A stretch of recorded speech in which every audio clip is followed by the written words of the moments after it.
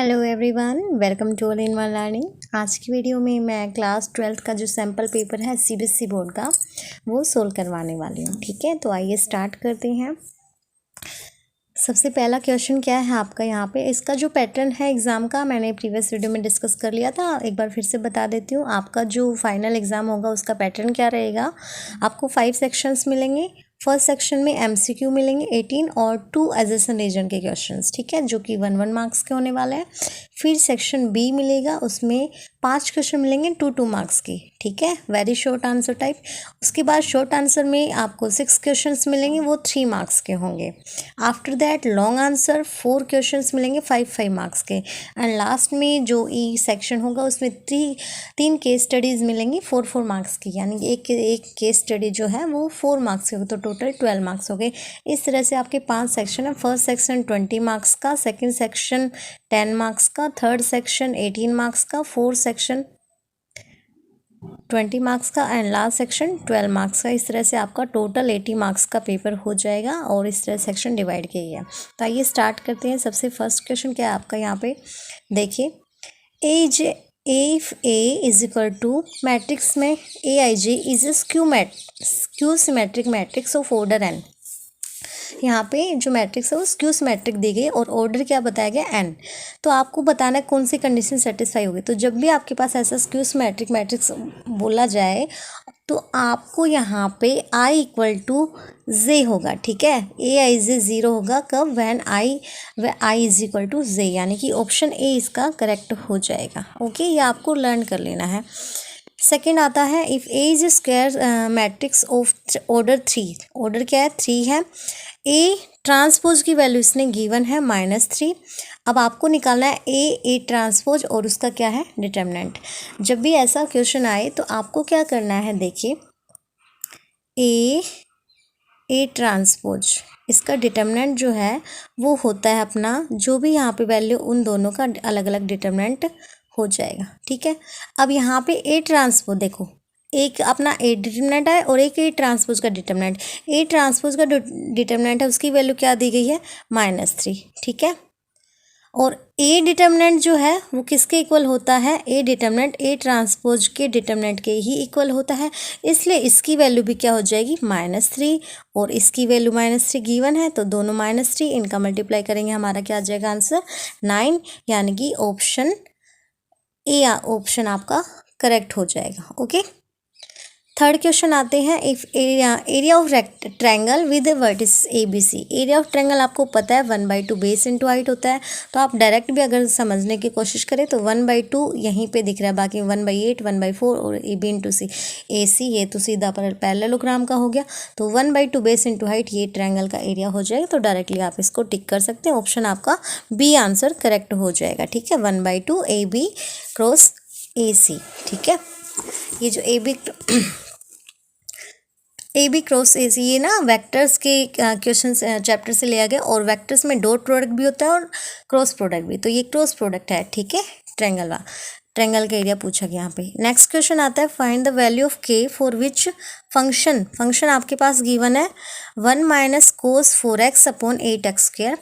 X की value 0 पे ये कंटिन्यूस बोला गया है, तो आप के की वैल्यू बतानी है। देखो एक्स 0 पे तो वैल्यू क्या दे दी इसने, एक्स 0 पे वैल्यू क्या है के, यानी कि F0 हो गया के। अब हम LHL या RHL निकालेंगे, नॉट इक्वल पे हमारा फंक्शन ये वाला गिवन है, तो LHL एक कंडीशन निकाल लेते हैं। उसमें सबसे पहले सीधा ही सोल्व हो जाएगा। देखिए यहाँ पे 1 - cos x, जब भी 1 - cos कुछ मिलता है तो वो किस में ब्रेक होता है, 2 sin² θ/2। अब थीटा यहाँ पे क्या है 4x, तो 4x/2 क्या हो जाएगा आपका 2x। ओके, ठीक है, 4x/2 उसको सोल्व करके क्या आ जाएगा आपका 2x आ जाएगा, यानी 2 sin² 2x में ब्रेक हो गया। नीचे क्या है 8x² को हम ऐसे ब्रेक कर सकते हैं, 2 × 4x² ब्रेक कर सकते हैं, 2 से 2 कैंसिल हो गया, ठीक है। अब एक तरह से 4x को आप क्या लिख सकते हो, 2x का स्क्वायर लिख सकते हो ना, और ऊपर ये क्या है sin² 2x, तो इसको आप क्या लिख सकते हो, sin 2x का स्क्वायर लिख सकते हो। तो ये आपका इस तरह से बन जाएगा sin 2x अपॉन 2x का अब इसकी भी होल पावर है और इसकी भी होल पावर है, ठीक है। साइन स्क्वायर 2x को हम इसकी पावर 2 लिख सकते हैं। ऐसे ही 4x स्क्वायर बचा था उसको 2x स्क्वायर 2x की पावर 2 लिख सकते हैं, ठीक है, होल पावर। अब देखिए साइन इस तरह जब सेम टू सेम यहाँ पे दिख जाता है उसकी वैल्यू क्या काउंट होती है 1, okay. Sine h upon h इसकी वैल्यू होती है 1, क्योंकि यहाँ पे अब आप h पुट करेंगे LHL भी या RHL जो भी निकालेंगे तो 1 minus H sorry 0 minus H या 0 प्लस एच पुट हो तो ये साइन h अपॉन h बन जाएगा। और साइन h अपॉन h की वैल्यू होती है 1 और ये क्या रहा 1 का स्क्वायर, तो 1 का स्क्वायर भी क्या हो जाएगा 1, इसलिए आंसर आपका क्या आ गया k is equal to 1, that is option C. Option C will be correct answer, okay. Next question है इफ एफ डैश एक्स दे दिया है यहाँ पे x प्लस 1/x, ओके। अब एफ एक्स निकालना है, इट मीन्स देखो या तो एफ एक्स देता है एफ डैश पूछे, इट मीन्स आपको डेरिवेटिव करना है। अब यहाँ पे एफ डैश एक्स दे दिया और एफ एक्स पूछा, इट मीन्स आपको इसका इंटीग्रेशन करना है। अब एक्स का इंटीग्रेशन क्या होता है एक्स स्क्वायर बाई 2 और 1 अपॉन एक्स किसका डेरिवेटिव होता है log x का, इसलिए 1 अपॉन एक्स का इंटीग्रेशन क्या हो जाएगा आपका log x, ठीक है। और इंटीग्रेशन में हम प्लस c लगाते हैं साइड में, तो आंसर क्या हो जाएगा आपका option that is option B, ठीक है। X square by 2 plus log x plus c, that will be correct answer, okay, option B. Next one is if m and n respectively are order and degree of differential equation m, ठीक है। m और n जो है वो क्या है, कोई differential equation है उसका ऑर्डर और डिग्री है। अब ऑर्डर किसी भी डिफरेंशियल इक्वेशन का क्या होता है हाईएस्ट डेरिवेटिव होता है, ओके। ऑर्डर क्या होता है हाईएस्ट डेरिवेटिव। अब यहाँ पे डिफरेंशियल इक्वेशन है, इसका पहले डेरिवेटिव करेंगे तो देखिए क्या है 4 dy/dx की पावर 4 है ना, यहाँ पे देखिए ये बोला गया d/dx ऑफ दिस, यानी कि आपको इसका डिफरेंशिएशन करना पड़ेगा, ऐसा नहीं है हमेशा करना पड़ेगा। यहाँ पे और इसने मेंशन किया d/dx, इसलिए आपको इसका डेरिवेटिव करना पड़ेगा। और जब आप इसका डेरिवेटिव करेंगे तो देखो 4 है तो 4 आगे आ जाएगा और ये क्या हो जाएगा dy/dx की पावर क्यूब आ जाएगी, ठीक है, एक पावर कम हो जाती है ना। उसके बाद हम इसका फिर से करेंगे dy/dx का, इसका क्या आ जाएगा d²y/dx², ओके, ये आ जाएगा। अब d²y/dx आया ना, तो d²y/dx², ओके, d²y/dx² और साइड में अपना क्या था dy/dx उसकी पावर क्यूब थी। अब ऑर्डर क्या होता है, ऑर्डर जो है तो हाईएस्ट डेरिवेटिव। यहाँ पे देखिए इसकी पावर 3 है लेकिन अंदर क्या है dy/dx है और यहाँ पे डेरिवेटिव कितना दिख रहा है आपको 2, यानी डबल डेरिवेटिव है, तो हाईएस्ट डेरिवेटिव कितना हो गया 2 और इसकी पावर, अब यहाँ पे देखिए कुछ पावर नहीं, इट मीन्स ये क्या है 1। अब ऑर्डर क्या होता है हाईएस्ट डेरिवेटिव, यानी कि m क्या बोला गया ऑर्डर, तो ऑर्डर आपका क्या हो जाएगा दैट इज 2, हाईएस्ट डेरिवेटिव 2 है ना।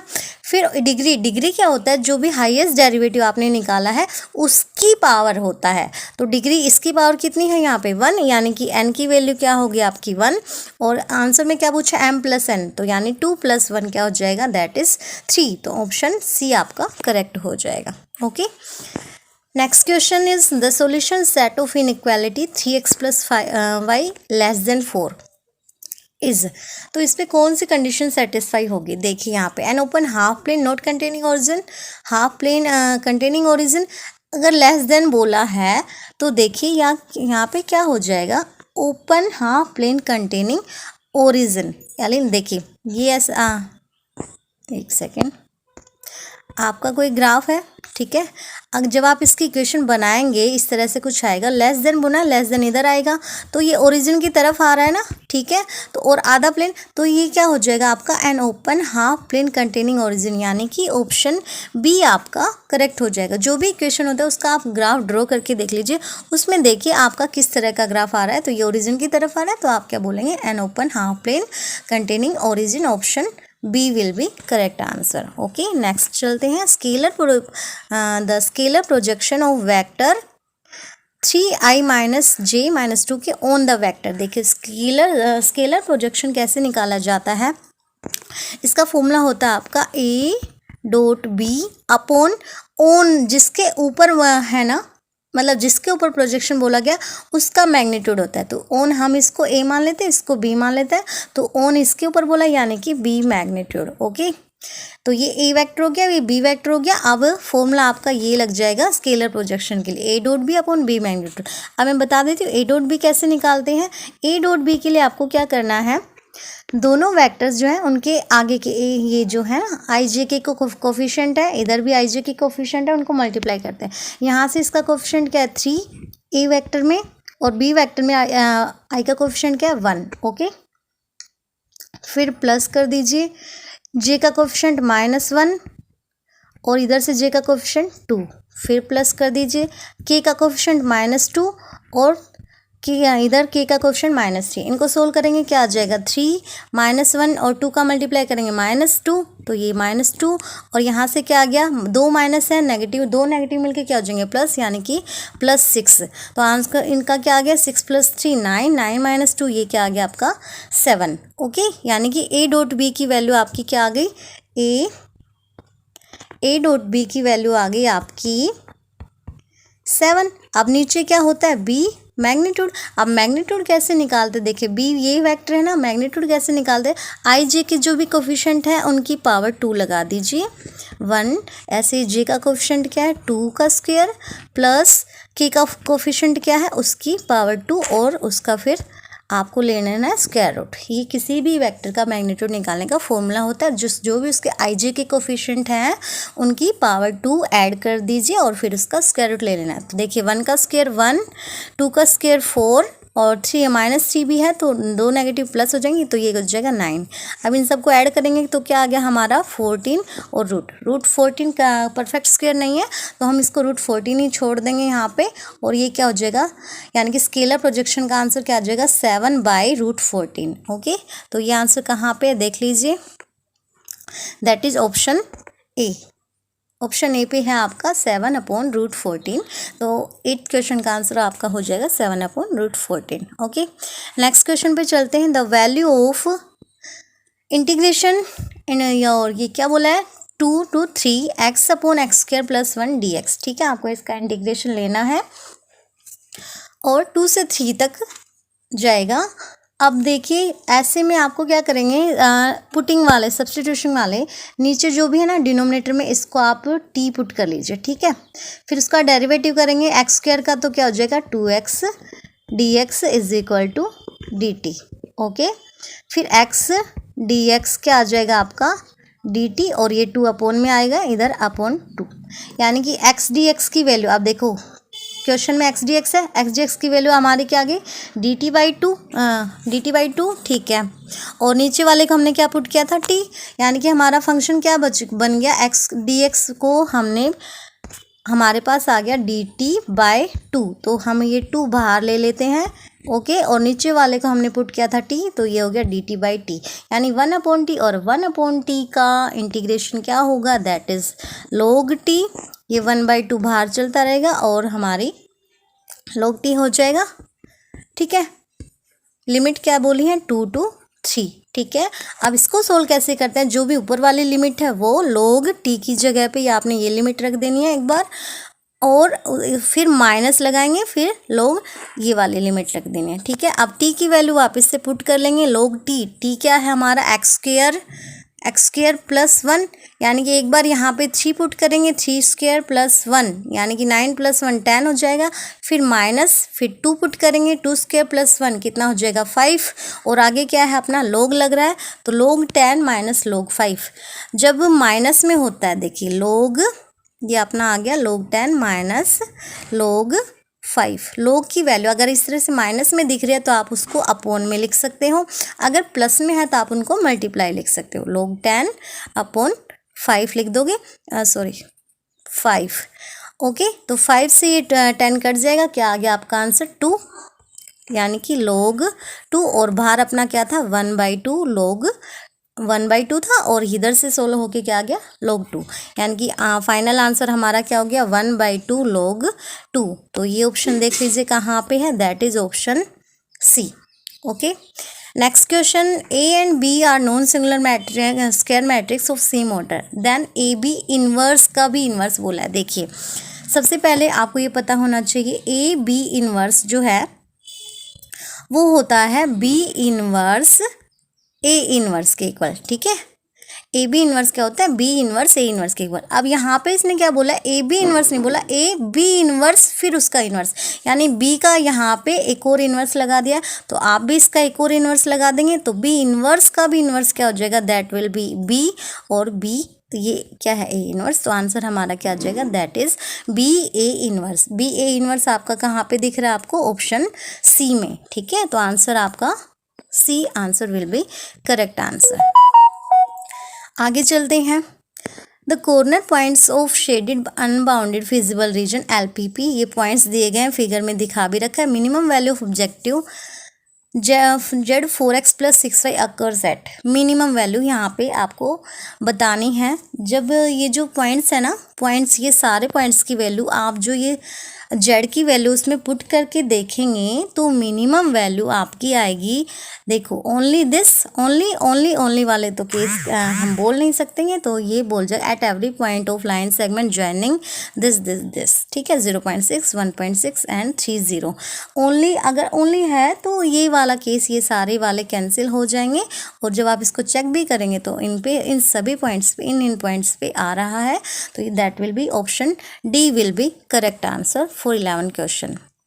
Next is 2 4 5 1। देखिए एक मैट्रिक्स होती है, वो इस तरह से बिग ब्रैकेट में दिखता है, वो मैट्रिक्स होता है। अगर ये बिग ब्रैकेट में ना देखे ऐसे दे रखा है, इट मीन्स आपको क्या बोला है, इसका डिटर्मिनेंट निकालना है।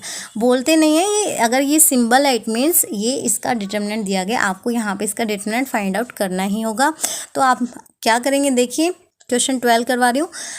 मैट्रिक्स ये है, इनका डिटर्मिनेंट बोलेगा तो डिटर्मिनेंट निकालें। डिटर्मिनेंट कैसे निकालते हैं, इनका क्रॉस मल्टीप्लाई, इनका और फिर माइनस दिस, ओके। जैसे कि मैट्रिक्स 2 4 5 1 है, तो 2 और 1 का A11 पोजीशन पे जो है ऐसे मल्टीप्लाई करेंगे, 2 1 का क्या हो जाएगा 2, फिर माइनस, फिर ऐसे करेंगे, ठीक है। 5 4 का मल्टीप्लाई क्या हो जाएगा 20, तो ये आंसर हो गया आपका -18, ओके। अब उधर से करेंगे, -18 हो गया, इक्वल टू ये क्या है 2x का x से करेंगे 2x², that will B 2x² -6 का 4 से करेंगे दैट इज 24, और इधर क्या आ रहा था, ये -20 माइनस कितना आ रहा था 2 1 5 4 जा -18 आ रहा था ना, हाँ -18 आ रहा था, और इधर से क्या आ गई 2x² -24, ओके। अब देखिए 2x²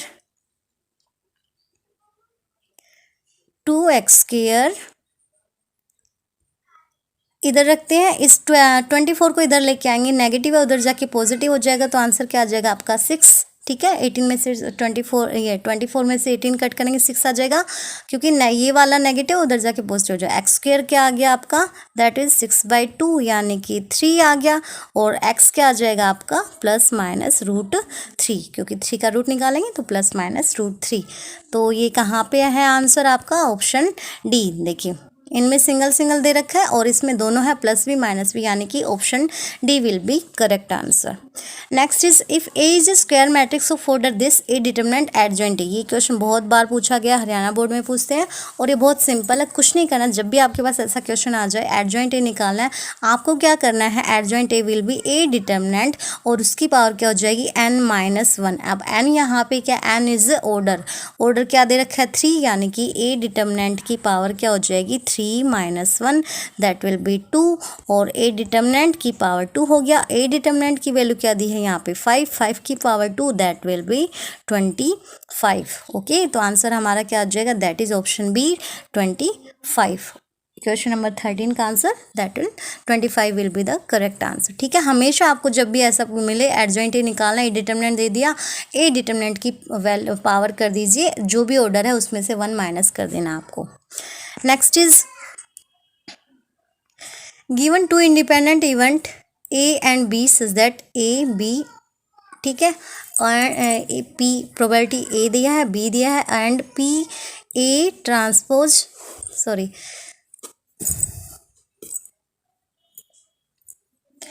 P A dash intersection B dash, okay. अब यहाँ पे देखिए नेक्स्ट क्वेश्चन क्या है आपका, दैट इज क्वेश्चन नंबर 14।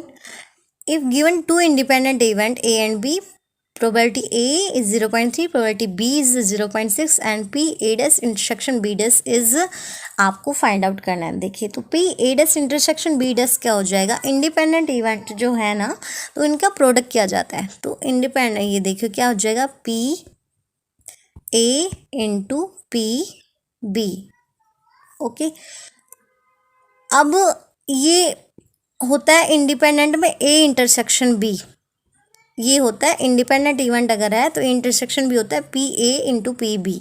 अब यहाँ पे क्या बोले, ए डैश बोला है ना, तो आप भी इनका ए डैश निकाल लीजिए। अब अगर आपके पास पी ए गिवन है तो ए डैश किस तरह से मतलब फाइंड आउट कर लेंगे आप।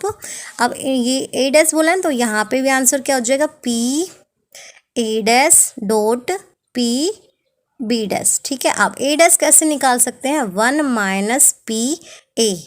ओके, सेम इसी तरह से 1 माइनस पी बी। अब 1 माइनस पी ए की वैल्यू कितनी है, 0.3। इसी तरह से 1 माइनस पी बी की वैल्यू कितनी है, 0.6। ओके, तो ये क्या हो जाएगा, 1 minus 0.3 it will B 0.7 multiply और 1 माइनस 0.6 क्या हो जाएगा, दैट विल बी 0.4। तो आंसर हमारा क्या आ जाएगा, that is 0.28 will be the correct answer. अगर यहाँ पे ए इंटरसेक्शन भी सिंपल देता तो आपको भी बस P A dot P B करना था, इन दोनों का मल्टीप्लाई कर देते। अगर इसने डैश दे दिया तो आप भी इनका डैश निकाल लीजिए, यानी कि इस डैश को हम पी नोट भी बोलते हैं। ठीक है, P A not B not. Okay, और नोट की वैल्यू इस तरह से फाइंड आउट की जाती है, 1 माइनस पी ए। या फिर कई बार होता नोट दे देते यहाँ पे और यहाँ सिंगल पूछते। अगर आपके पास पी ए की वैल्यू, पी ए नोट की वैल्यू और पी ए निकालना है तो उसके लिए भी आप यही करेंगे, 1 माइनस पी ए नोट, तो वो आपकी क्या आ जाएगी, पी ए की वैल्यू आ जाएगी। ठीक है, नेक्स्ट क्वेश्चन आते हैं। 14 का आंसर हमारा 0.28 आया था, यानी कि it will be C, correct answer will be C option. Next question क्या है हमारा 15, that is general solution of differential equation y dx minus x d y. तो देखिए क्या करेंगे, y dx और x dy को उस साइड ले लीजिए, ये हो गया। अब आप क्या कीजिए, x को एक साइड ले लीजिए, y तो dx उस x को इधर लाएंगे तो क्या हो जाएगा, dx अपॉन x। इसी तरह से dy और ये y और ये y वाला इधर जाएगा तो ये dy अपॉन y। अब इधर दोनों तरफ आप लगा दीजिए इंटरसेक्शन, सॉरी इंटीग्रेशन। अब integration dx by dx x का क्या हो जाएगा, log x, और इधर ऐसे ही ये क्या हो जाएगा, that is log x plus c, log c, और इधर dy बाई y का क्या हो जाएगा, log y। ठीक है, जब आप इसको सोल्व करेंगे तो अभी मैंने थोड़ी देर पहले बोला था, अगर लोग में कोई वैल्यू प्लस में मिल रही है इट मीन्स हम उनको मल्टीप्लाई में लिख सकते हैं। तो लोग एक्स प्लस लोग सी था तो हम उसको लिख सकते हैं लोग एक्स सी लिख सकते हैं, और इधर क्या था, लोग वाई था ना, लोग से लोग कैंसिल हो गया तो इधर क्या बच गया, X C is equal to Y. ये आपका आंसर हो जाएगा, X C is equal to Y. देखिए कौन से ऑप्शन में है, X C, that is option X C लिख लीजिए या सी एक्स लिख लीजिए, ये क्या है, ऑप्शन सी। तो 16 क्वेश्चन देखिए आपका क्या है, y is equal to sine inverse x. अब साइन इनवर्स यानी आपको यहाँ पे साइन इनवर्स एक्स का डेरिवेटिव पता होना चाहिए, वो क्या होता है, that is 1 upon √1 minus x square. Okay, और डेरिवेटिव क्या, y का डेरिवेटिव क्या हो जाएगा, दैट इज y1 मैंने क्यों लिखा, क्योंकि आंसर इसी फॉर्म में इसलिए मैंने y1 लिख लिया, अदरवाइज dy बाई dx भी लिख सकते हो। ओके, हो गया। अब इधर देखिए इसको मैं क्रॉस मल्टीप्लाई कर दूँ इधर तो ये क्या हो जाएगा, y1 और √1 minus x square is equal to 1 हो गया। ठीक है, अब डबल डेरिवेटिव करेंगे दोनों का, u इंटू वी लगाएंगे तो y1 का y2 हो जाएगा और ये रूट वाला एज इट इज़, फिर y1 एज इट इज़ लेंगे। रूट एक्स का डेरिवेटिव क्या होता है, that is 1 upon 2 root x. अब अपना यहाँ पे इस x की जगह क्या है, 1 अपॉन 1 माइनस एक्स स्क्वायर आ जाएगा और ये 2 साथ में लग जाए, फिर इसका और डेरिवेटिव करेंगे माइनस एक्स स्क्वायर, इसका क्या हो जाएगा, that is minus 2x। Okay, 2 से 2 कैंसिल हो जाएगा आपका यहाँ पे। अब देखिए, और इस साइड क्या बच रहा, यहाँ पे साइड में y2 और 1 माइनस एक्स स्क्वेयर, उनको जब आप एलसीएम लेके करेंगे तो नीचे आपका बच जाएगा, दोनों में एलसीएम ले लेना, नीचे बच जाएगा 1 माइनस एक्स स्क्वेयर का रूट, और इधर 1 माइनस एक्स स्क्वेयर का रूट, इधर क्या बच गया, देखो उधर रूट ऑलरेडी था, इससे जब एलसीएम लेते हैं तो उससे डिवाइड भी तो होता है, मल्टीप्लाई करेंगे ना, उसका 1 है तो 1 का इससे डिवाइड सेम आएगा, उसका मल्टीप्लाई करेंगे तो ये क्या हो जाएगा 1 माइनस एक्स स्क्वेयर, क्योंकि दो रूट मिलके सिंगल बन जाते हैं, और y2 ओके, और इधर y1 नीचे का सेम, ऊपर क्या बचा था x और एक y1 बाहर था, ये आपका आ गया। अब हमें देखिए ये इधर क्या है, इक्वल टू 0, अब ये अगर उधर जाएगा तो 0 के इक्वल हो जाएगा, ठीक है, ये हो गया आपका। अब इस xy1 को उधर ले जाएंगे तो क्या आ गया हमारा answer, that is 1 minus x square y2 is equal to xy1, ये आपका आंसर आ गया। ये देखते हैं कौन से ऑप्शन में है, दैट इज़ 16 क्वेश्चन था ना, हाँ ये आगे का तो उसने बोल ही दिया है, 1 माइनस एक्स स्क्वेयर y2, ये हमारा क्या आया था xy1 देखिए कहाँ पे है, ऑप्शन ए पे है, ठीक है, तो 16 क्वेश्चन का आंसर आपका क्या हो जाएगा, that is option A. Next is if two vectors A and B are such that A magnitude 2 B magnitude 2 और ए डॉट बी भी गिवन, ए माइनस 2 भी आपको निकालना है, उसका मैग्नीट्यूड निकालना है। देखिए अब a माइनस 2 भी है, इसकी आप यहाँ पे क्या कर देंगे, पावर 2 लगा दीजिए, आइडेंटिटी लगा दीजिए इसमें, तो ये क्या हो जाएगा A square plus B square minus 2, ये भी आइडेंटिटी सुना है ना, तो यहीं सेम यहीं पे बी स्क्वेयर बी की जगह क्या है 2b, तो हम भी बोल देंगे 2b का स्क्वायर हो जाएगा मैग्नीट्यूड, और माइनस 2ab, देखो 2ab 2, ठीक है, ए की जगह क्या है a है और b की जगह 2b है ना, तो 2b ये 2b और 2 क्या हो जाएंगे 4ab हो जाएगा, 4a डॉट बी। अब देखिए इसकी वैल्यू गिवन है, 2 बाहर लेंगे, इसकी वैल्यू गिवन है, ए मैग्नीट्यूड की वैल्यू कितनी गिवन है 2 का स्क्वायर क्या हो जाएगा 4 प्लस 2, और बी मैग्नीट्यूड की वैल्यू क्या गिवन है 3, ठीक है, तो 2 इंटू 3 क्या हो जाएगा, दैट इज 6, और 6 का मैं पावर 2 करेंगे तो कितना हो जाएगा हमारे पास 36 माइनस 4, ए डॉट बी की वैल्यू की कितनी गिवन है 4 इंटू 4 कितना हो जाएगा, दैट इज 16। ओके, जब आप इनको सोल्व करेंगे 36 प्लस 4 40, 40 में से 60 माइनस करोगे तो हमारा आंसर क्या आ जाएगा, दैट विल बी 24। ओके, अब देखिए 24 यहाँ पे आंसर फिनिश नहीं हुआ, ये हमारी आई है वैल्यू a माइनस 2b इसकी होल, मतलब पावर 2 की वैल्यू आई है 24। अब हमें तो सिंगल निकालनी है, जब सिंगल पावर 2 है और इधर तो हम सिंगल कैसे करते हैं, रूट लगा देते हैं ना, दूसरी साइड जो भी वैल्यू उसको रूट लगा दीजिए, तो 24 का जब आप रूट करेंगे तो ये कैसे ब्रेक कर सकते हो, 6 इंटू 4 में कर सकते हो, ठीक है, 4 का पूरा रूट कितना होता है 2 स्क्वायर रूट, और 6 का नहीं होता तो 2 रूट 6 हमारा आंसर हो जाएगा, और यही देखिए कहाँ पे, दैट इज ऑप्शन बी, यानी कि इसका option B will be the correct answer. Next is if P is a point on the line joining A and B. If x coordinate of P is then its z coordinate. z coordinate देखिए यहाँ पे Cartesian form में equation बनाएंगे, x minus x1 y minus y1 z minus z1 equal में, और इन सब के यहाँ पे देखिए x minus x1 upon x2 minus x1, देखिए x माइनस x1 की वैल्यू क्या है जो यहाँ पे आ गया है ना 0, ओके, अपॉन x2 की वैल्यू क्या है, सेकंड जो b में है x की वैल्यू वो है 3 माइनस x1, ये वही 0, सेम इसी तरह से y माइनस y1 निकालेंगे अपॉन y2 माइनस y1, और इसी तरह से z minus z1 upon z2 minus z1।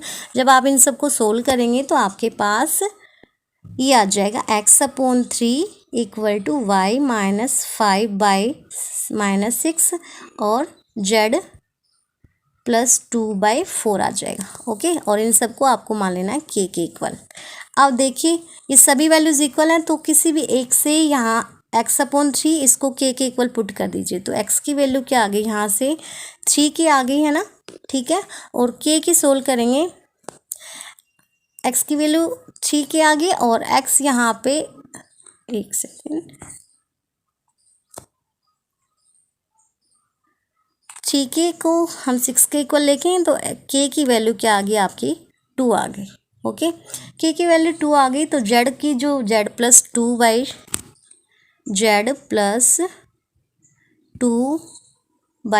जो आ रहा था, इधर के इक्वल माना था, के की वैल्यू हमारी आ गई है 2, तो ये 4 इधर जाएगा, 4 2 ज़ा 8 हो गया, और जेड क्या आ जाएगा 2 इधर अब नेगेटिव में जाएगा, तो 8 - 2 दैट विल बी 6, यानी कि हमारा आंसर क्या आ जाएगा, दैट इज़ 6, और जो कहाँ पे है, ऑप्शन बी में। ओके, तो जेड कोऑर्डिनेट्स जो है वो क्या आ जाएंगे आपकी, इसका z coordinate that will be 6, answer will be the correct answer.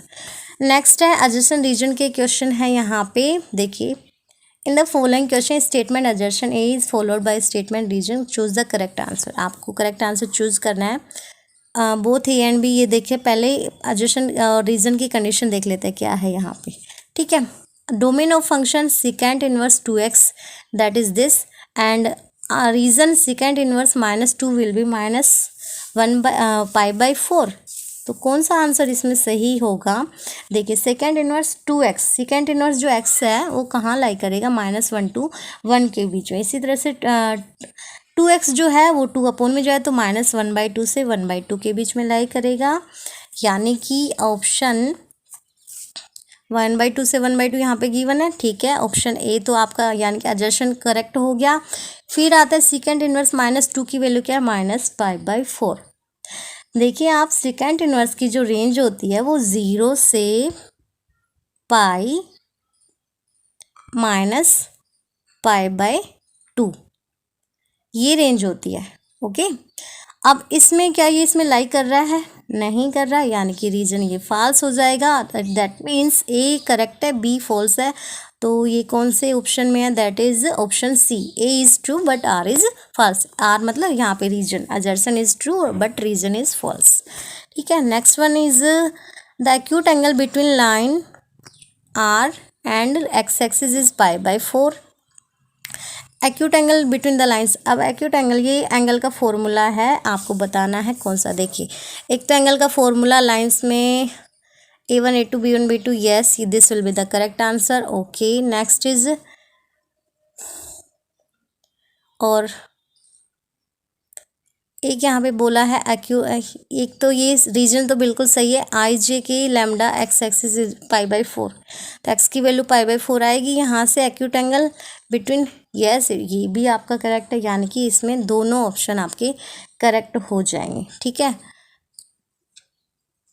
Option यहाँ पे कौन सा आएगा, both true,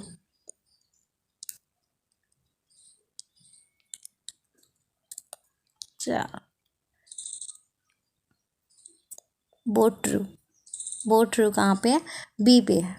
A R is correct explanation of A.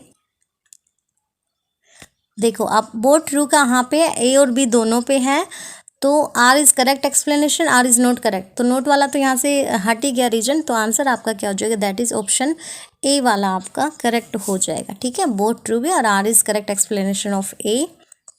Reason जो फर्स्ट है ना, इसकी करेक्ट एक्सप्लेनेशन पूरी अच्छे से दिखा रखा है किस तरह से एंगल है, तो ये बिल्कुल करेक्ट एक्सप्लेनेशन है, यानी कि answer A will be the correct answer.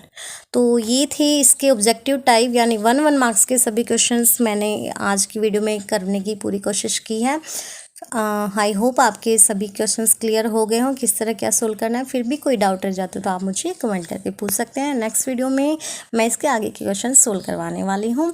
अगर ये वीडियो आपके लिए हेल्पफुल रही है तो प्लीज़ ज़्यादा से ज़्यादा शेयर कीजिए अपने दोस्तों को, ताकि उनकी हेल्प हो सके और वो भी कुछ सीख सकें। Thank you, keep watching.